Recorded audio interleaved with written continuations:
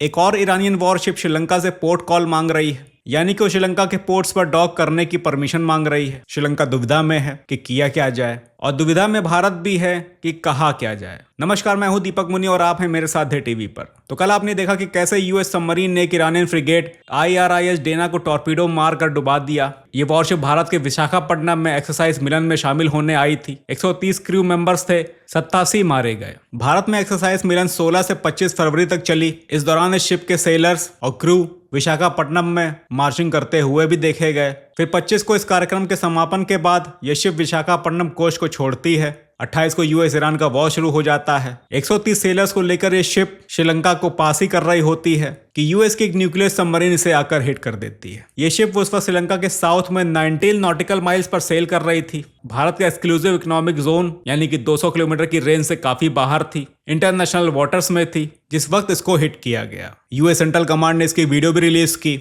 इस वीडियो में आप देख सकते हैं ये फ्रिगेट आराम से सेल करते हुए जा रही है। ये व्यू सबमरीन से लिए जा रहे हैं, पर वैसे एक टॉर्पीडो जो एक पानी के अंदर फायर होने वाली मिसाइल होती है, ये IRIS डेना के पिछले हिस्से को हिट करती है, जिसके बाद 1500 टन की वॉरशिप हवा में उछलकर 2 टुकड़ों में टूट जाती है। 87 लोग मारे गए हैं और बाकी जो बचे हैं उनको श्रीलंकन नेवी ने रेस्क्यू किया है। बताया जा रहा है कि शिप जब हिट हुई तो ये पूरी तरह से डिसआर्म थी, पर मुझे ऐसा नहीं लगता कि ऐसा होगा, क्योंकि ये वॉरशिप थी और वॉर ऑलरेडी शुरू हो चुका था। ये शिप ईरानियन कोस्ट की तरफ बढ़ रही थी। हो ये भी सकता था कि ये शिप पहले यूएस नेवी को हिट करती, पर मौके पे चौका यूएस नेवी ने मार लिया। एनीवे, ईरान के foreign minister Syed Abbas Araghchi ने ट्वीट किया। इन्होंने कहा कि यूएस ने सी में बर्बरता दिखाई है। ये शिप वॉर जोन से 2000 नॉटिकल माइल्स दूर थी, इंडियन नेवी की गेस्ट थी और इसको इंटरनेशनल वाटर्स में बिना वार्निंग के हिट किया गया। आगे कहते हैं कि मार्क माई वर्ड्स, यूएस को इस प्रेसिडेंस के लिए पछतावा होगा। यानी कि वॉर जोन से बाहर जिस तरह से यूएस ने इस वॉरशिप को टारगेट किया है, उसने एक नया चैप्टर खोला है और अब ईरान भी ऐसा ही कुछ करेगा। एनीवे, तो मुद्दा यहाँ पे ये नहीं है कि ईरान की वॉरशिप को हिट किया गया है। यूएस ऑलरेडी 20 से भी ज्यादा ईरानियन वॉरशिप को डुबा चुका है। मुद्दा यहाँ पर यह बन गया है कि ये वॉरशिप भारत से निकली थी और भारत की गेस्ट थी, भारतीय सीमा के पास थी, या कहें कि इंडियन स्फीयर ऑफ इन्फ्लुएंस में थी जब इसको डुबाया गया। अब सवाल यहाँ पर यह है कि क्या यूएस ने इंडिया को इसके बारे में पहले से इन्फॉर्म किया था और यूएस इसको बस इंडियन टेरिटोरियल वाटर से बाहर निकलकर हाई सीज में आने का वेट कर रहा था? अगर ऐसा है तो वेल एंड गुड, पर अगर ऐसा नहीं है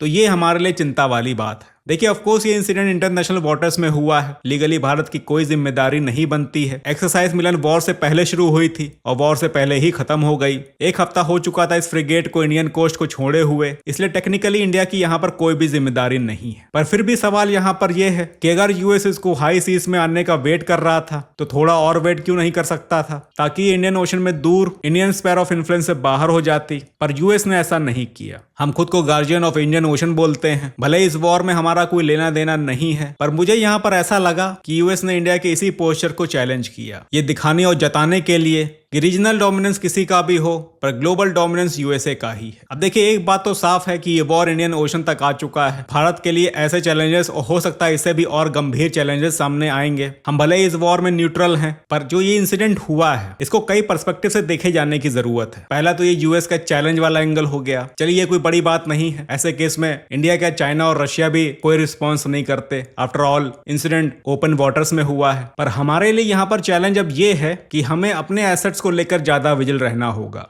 इंडियन नेवी की कोवेट्स, फ्रिगेट्स, डिस्ट्रॉयर्स, सबमरीन्स पूरे इंडियन ओशन में फैले हुए हैं। कोई एक मिसकैलकुलेशन बड़े नुकसान में बदल सकती है, और मिसकैलकुलेशन होना कोई बड़ी बात नहीं है। अभी देखिए, 2 दिन पहले ही कतर एयरफोर्स ने यूएस एयरफोर्स के एक नहीं बल्कि 3 F-15 गिरा दिए। न्यूज में तो यही खबर है, और इस तरह की मिसकैलकुलेशन आम बात है, चाहे वो एयर में हो या ओशंस में। फॉर्चुनेटली हमारे यूएस के साथ फाउंडेशन एग्रीमेंट्स हैं, specially COMCASA, communication compatibility and security arrangement. इस एग्रीमेंट के अंदर यूएस और इंडियन नेवी आपस में इनक्रिप्टेड कम्युनिकेशन स्टैब्लिश करते हैं, तो यहाँ पर कोई मिसकैलकुलेशन हो इसके चांसेस बहुत कम है। पर ये जो थर्ड पार्टी एडवेंचर है, हमें इसके लिए विजिल रहना होगा। खुन्नस भी है, मौका भी है, और ऐसा कुछ अगर हुआ तो हम एक अनचाही वॉर में एक डिफरेंट एंगल से एंगेज हो जाएंगे, वरना कम से कम नुकसान तो होगा ही। इसलिए विजिल रहना जरूरी है, क्योंकि इस वक्त इस वॉर से जितना दूर रहा जाए उतना ही समझदारी है। चलिए, मिलते हैं अगली वीडियो में और अपडेट्स के साथ।